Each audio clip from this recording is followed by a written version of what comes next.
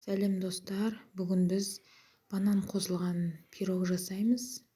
Өте дәмді, қарапайым және тез жасалатын пирог. Видеоны аяғына дейін көріп, тура осы рецепт бойынша жасап көріңіздер. Комментарийде қалай шыққанымен бөліссеңіздер болады. Алдымен біз жұмыртқаға қантты қосып, жақсылап араластырамыз.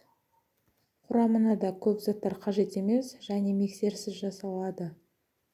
Сырты қарайып, желінбей қалған бананмен осындай пирог жасасаңыз өте дәмді шығады. Қантымыз жұмыртқамен араласып еріді. Енді осыған бөлме температурасындағы сары майымызды қосамыз. Торт, пирог жасаған кезде жұмыртқамыз, майымыз негізі бөлме температурада тұрғаны жақсы. Өйткені миксерлегенде де жұмыртқамыз егер мұздай болса көпірмей қалады.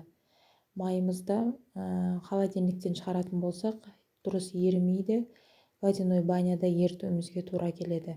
Сол үшін барлығы бөлме температурасында тұрғаны дұрыс.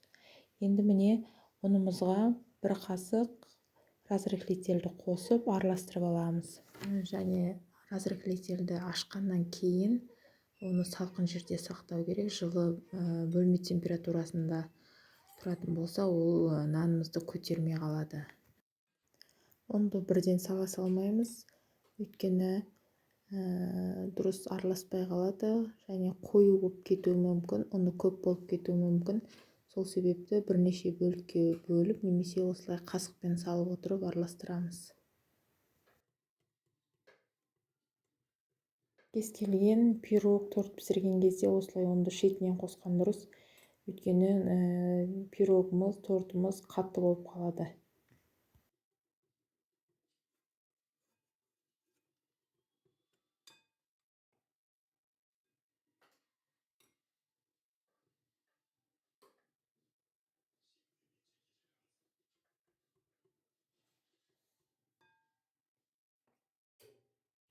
Міне ұнымызды осылай араластырып болып, одан кейін формамызды фольгамен астын жабамыз.